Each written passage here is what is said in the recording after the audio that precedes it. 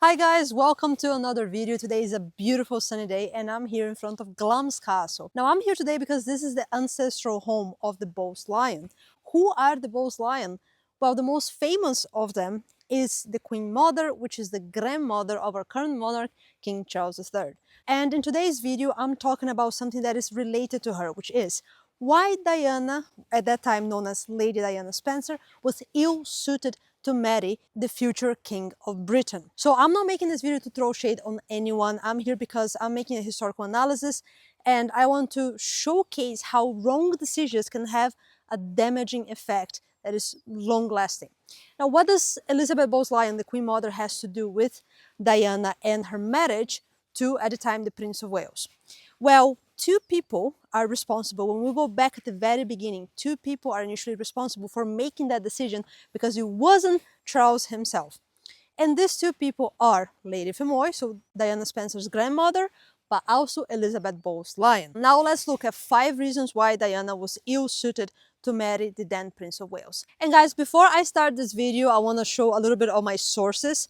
So these are just some of the Diana books that I have. Others are packed away in my archive, but I read a lot about her and I studied a lot about her. And actually two of my favorites are the infamous book by Andrew Morton and Diana Chronicles. That's what I would definitely recommend if you're looking for a good read about the late Princess of Wales. Now, I know Diana done an excellent work while she was Princess of Wales, and I'm not making this video because I want to criticize any of her excellent humanitarian work, but the truth is, if more attention had been paid at the time, we could have come to the conclusion that Charles, the Prince of Wales, was better suited to marry somebody else. So let's talk about this. There's 5 reasons why she was not suited to be the Princess of Wales. The first is she did not fit him. Now let's think for a second. Who out of this story was the most important character in the sense that he would be the heir that would inherit the crown? It was Charles.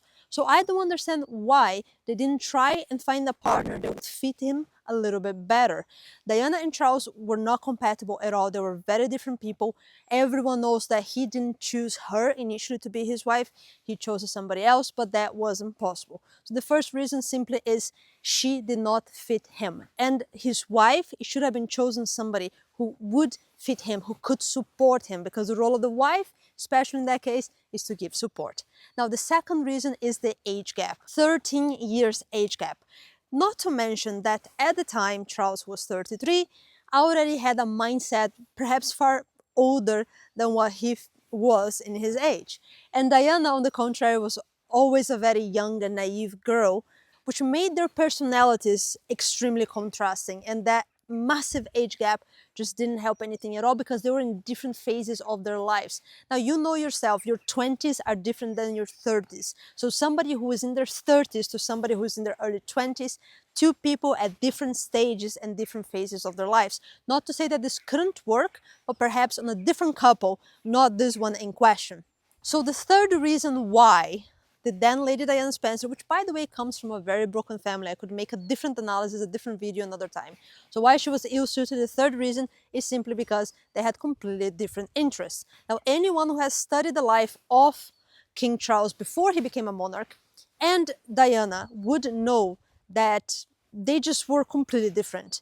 He liked things like architecture, gardening, countryside life, artistic pursuits, while she preferred the city life, hobbies like shopping, doing things that were more to do with her age range, which again, we already spoke about this age gap difference. So completely different interests. We see this throughout their life, clashing moments every time when they just didn't know each other that well and didn't understand each other because they were completely different people. Now on to the fourth reason. This is usually a reason that is quickly overlooked, but it's the fact that Diana came from a broken home. She had a broken childhood. And we know that children that come from families of divorce usually have harder troubles later on in life with relationships. Now we also know, because I spoke about this before in a previous video where I said why I don't envy the king, we also know that he himself had childhood issues like neglect from his mother that was too busy being queen.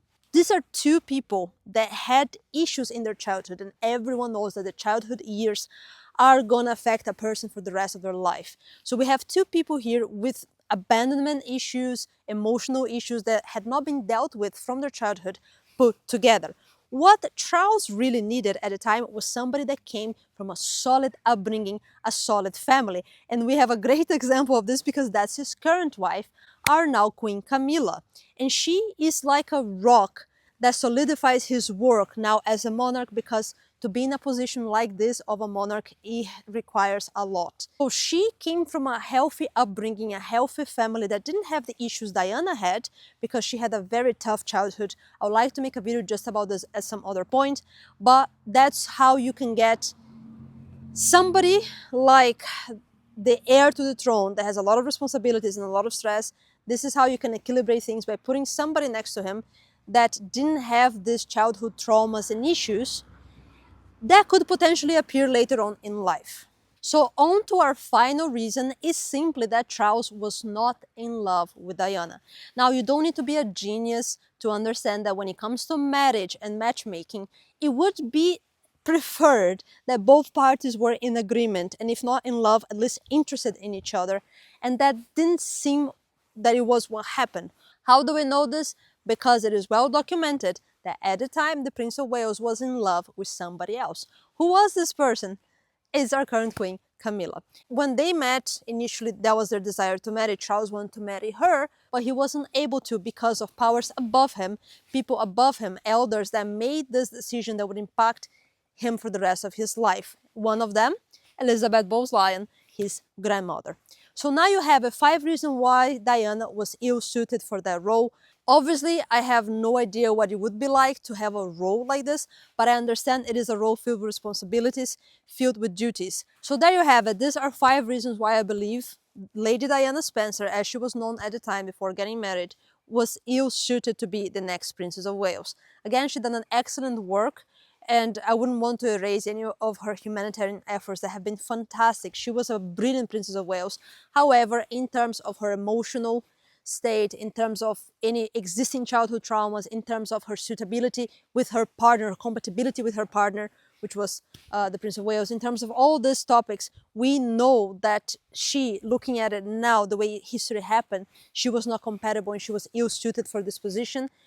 The correct thing, in my opinion, would have been to allow him to marry the woman he wanted to marry from the beginning, with whom he's now married. It's been 20 plus years. Why? Because that's somebody who could fit the role very well, who would be okay being in a supporting position, who didn't have this previous childhood traumas, and who could be more compatible with her husband than Diana ever was. And guys, I've studied Diana for years and I think she was great, but I have to be honest, from a historian point of view and from somebody who has studied the royal family for this long, I can say that she was not well suited to be the Princess of Wales and to be the wife of the then future monarch.